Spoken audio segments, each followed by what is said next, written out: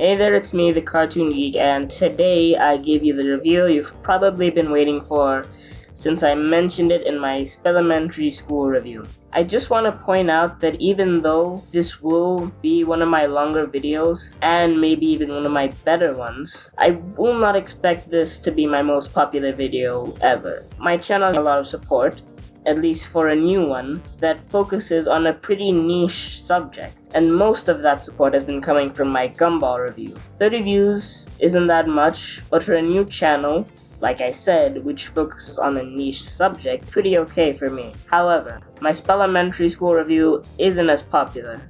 Even if this gets a very minimal amount of views, I do not care. I need to talk about this episode. It is by far among the top 10 worst episodes of the show. It is the perfect example of a lazy, unfunny episode. It is a really good bookmark for when the show died, in my opinion. Now, to be fair, Season 8 does have a few good episodes, like Fairy Friends and Neighbors, obviously. And this episode does have a few good moments, to be fair. But most of it was either forgettable, or bad, or in some cases, so bad it almost infuriates me. This episode is also a really great benchmark as to why the Fairly OddParents failed the way it did. It wasn't Chloe, it wasn't Poof, and it wasn't Sparky. For me, it was the writing. You'll see me talking about it a lot in this video, and there is a lot that I will talk about. As you can probably tell, I really don't like this episode, so I don't want to dwell too much on saying how bad this episode is in the intro alone. So let's get this over with. Let's take a look at the first hour-long special of Season 8, Timmy's Secret Wish. So the episode begins with this outside shot of Timmy's house. We see that he's in the middle of wishing for random things. We see that he's trying to reach his 1 millionth wish. For an opening scene, it isn't too bad, and the joke where Jorgen pops in and sends his 1 millionth wish, a crowd that cheers for him no matter what, flying in all different directions. I really like that joke. Hey, Jorgen! Are you here to congratulate me for making 1 million wishes? What are you talking about, Turner? I just smelled giant bacon! Wait a minute. Did you say something about a 1 millionth wish? No god kid has ever made 1 million wishes before! Now you would think that Jorgen would be keeping track of something as important as a god kid reaching their 1 millionth wish. Especially considering that Jorgen would later state that no god kid has ever made 1 million wishes. But I'll sweep that under the rug. Besides, the fact that Jorgen did say that was a very smart move.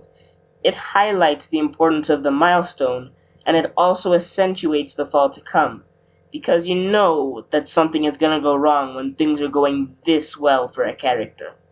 I'm just gonna sweep past the song they sing, because it honestly isn't that great, and it doesn't really serve a purpose other than to fill out the 45-minute time slot. So let's continue. So we get to this parade in Timmy's honor, except that it really isn't a parade for him, but rather just a showcase of all the harm his wishes have caused. I remember when you wished for the world's biggest barbecue? But I accidentally set the city on fire. I don't think that was the smartest thing to do, because it isn't a smart way to bring us into the fact that Timmy isn't as good a god kid as we thought. We know that his wishes have caused chaos before. Jorgen knows this as well. And I'm very positive that the Fairy Council would know this as well. This whole scene for me is just unnecessary. Well, the Fairy Council is reviewing his wishes right now, so we will find out. Don't sweat it. Standard procedure, nothing to worry about. Now, if you watched any episode of the modern Fairly OddParents, and because you know that something has to go wrong right about now, can you predict what happens next? I'll give you a few moments to think.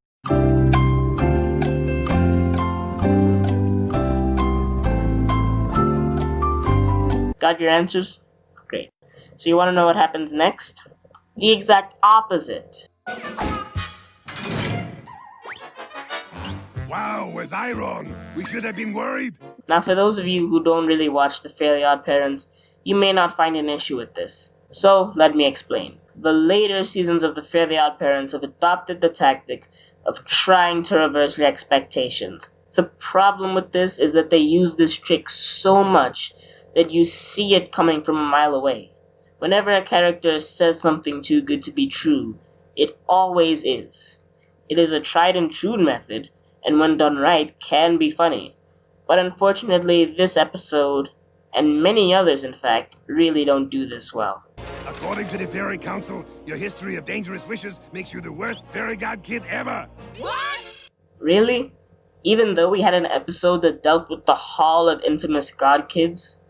And why is the Fairy Council only taking notes of his reckless wishes now because he's made his 1 millionth wish? Surely by the 50th wish, they would have known that this kid is a pretty reckless kid.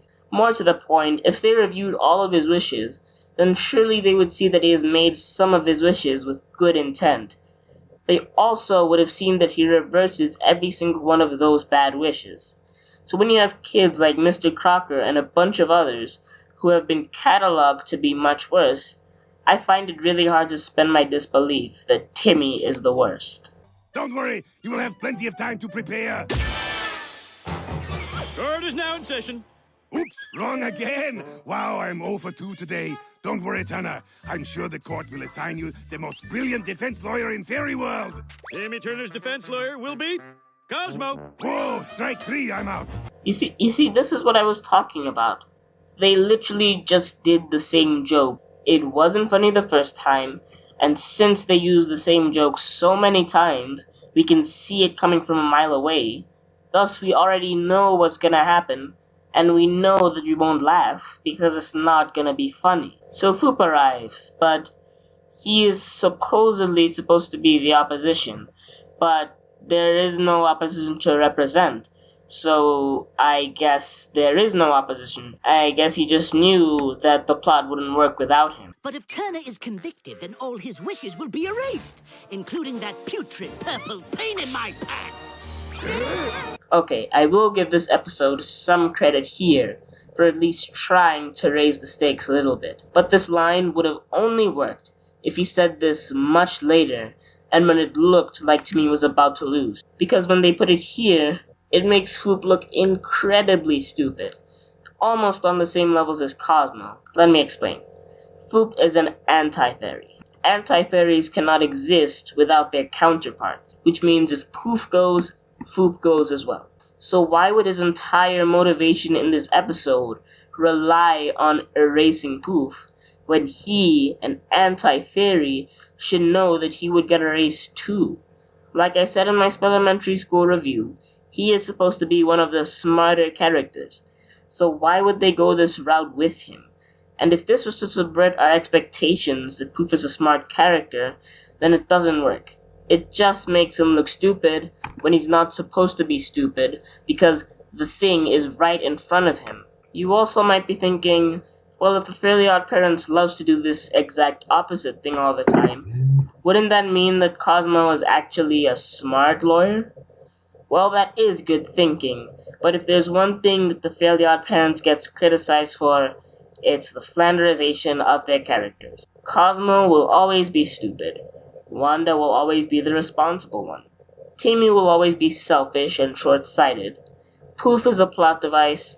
Mr. Crocker is obsessed with fairies. And they usually never break from this formula in the later seasons. And when they do, it's usually only there to make you think that their characters have depth. Because almost none of them do in the later seasons. They're all just used to fill out their stereotypes for incredibly unfunny jokes. Get erased will be a blast!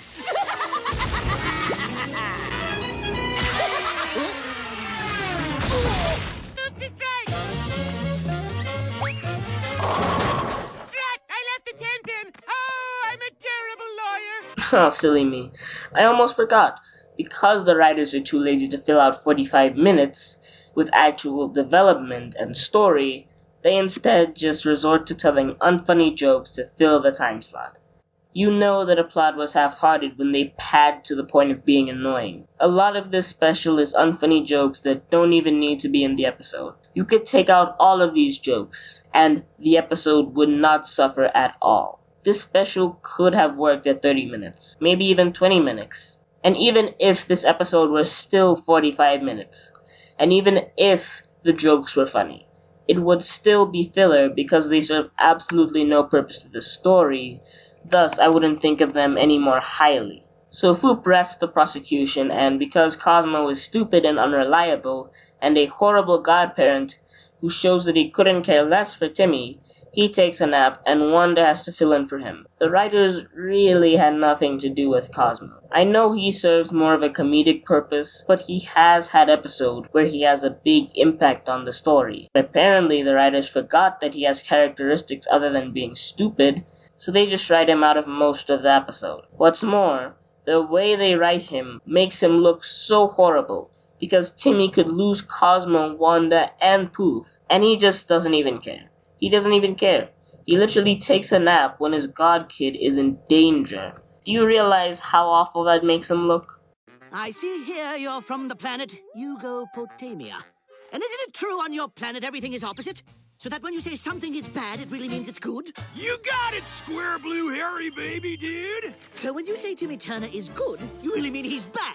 Well, And when you say he's been a friend, you mean he's been an enemy, right? Okay, Mr. Smarty Pants, if that is the case, then didn't Mark just answer all of your questions in the opposite form and ruin your entire point? So blah blah blah, Wanda's argument looks good but it's not. It was at this point that I really began to think if 45 minutes was really worth my time. The answer is no, by the way. Also, animation error involving these background characters. Why are they smiling right towards the screen? I mean, I wouldn't be looking that happy if a god kid was just about to lose his godparents in trial. I feel that it was at this point that the animation took a drop in quality as well.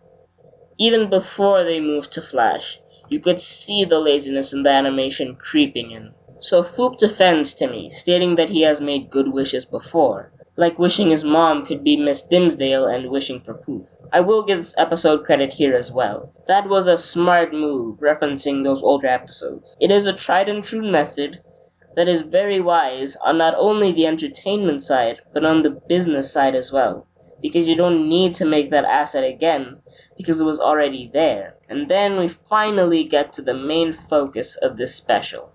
About 18 minutes into the episode, just as it looks like Timmy is in the clear, Foop reveals that Timmy made a secret wish. I have discovered devastating evidence against Timmy Turner. He hasn't made 1,000,000 wishes after all. He's made 1,000,001! Foop, what exactly are you saying? I'm saying that Timmy Turner made a secret wish! So what is that secret wish, you ask? Well, he wished that everyone would stop aging so that he could have fairy godparents forever. What's more, he made this wish 50 years ago. While it is an okay twist, there are a few tiny problems here. For example, how did no one notice the passage of time in those 50 years? You would think that if you had moved 5 years into the future and your god kid was still 10, that would be a giveaway. Also, did the Fairy Council not notice the fact that time was still moving and everyone was still the same age? Also, if this wish was secret, then how was Foop able to find a document of it?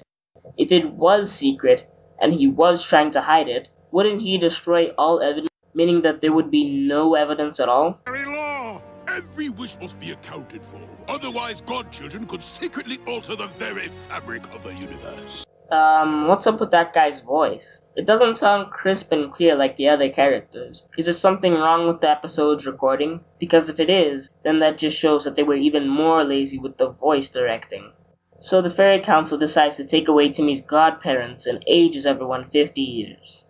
Foop, you do realize that you're Poof's anti-theory, which means if he goes, you go! No! I won the case! Why are you so surprised? You of all people should have known this. And how long did Jorgen know this? Why didn't you say anything? If you had told him that, then Poof would have probably dropped the case, and the trial would have gone Timmy's way. This whole plot could have been prevented if the characters weren't so stupid. They make bad decisions, they don't see what is right in front of them, and they act super unnaturally and out of character. I am really disappointed in this, because this was such a great story. It had so much potential. The plot could have worked if they analyzed what each character was doing, which they obviously didn't. So Timmy finally ages 50 years, and I'll be honest, from here the episode does get a bit better. It is interesting to see all the characters trying to adapt to being old and all the new technology. He meets Mr. Croc, who decides to help him find Timmy and his fairies. It is important to note that in this episode, Crocker doesn't have the interest of catching fairies. He just helps Timmy get back with his fairies, and after that, he doesn't do much other than make a quick running gag. I don't find a problem with that because in my eyes, helping Timmy find his fairies is a big enough plot point for him to have. So they meet up with a very fat version of Jorgen, who really wouldn't be out of place in that DeviantArt post. At this point in the episode, there is a lot less to say here. Jorgen takes them to the Hocus Pocus, the realm of revoked wishes. There are some good references to older episodes here, and like I said before, it's a tried and true method that works on entertainment and business as well. It is very cool to see some of his old wishes come back. Another good thing about this part is Timmy sacrificing himself. It shows that at times he can be very noble, and he cares not only about himself, but that he cares about his fairies as well. It does get a bit ruined when you think about the fact that the Fairy Council would never leave someone in the Hocus Pocus no matter the situation, but I'll sweep that under the rug. Look, I'm sorry. I didn't make that wish so I could have magical fairies forever. I made it so that I could have Cosmo, Wanda, and Pooh forever, because I can't imagine life without them. I don't care if I never get to make another wish. Just please don't take them away from me. That is easily the best scene in this episode. Maybe even one of the best scenes in general. So Timmy gets his fairies back, the house is destroyed by a giant piece of bacon, and that was Timmy's secret wish. I hope you understand why this episode failed. It had some good moments, but they were not substantial enough to save it.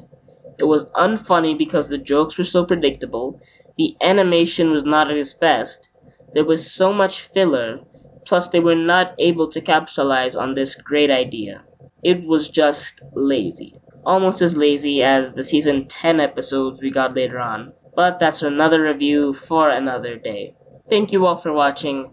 Thank you all so much for the views over the past few days. I really appreciate it. And the next episode will be much better than this one. For your sake and mine. I'll see you whenever.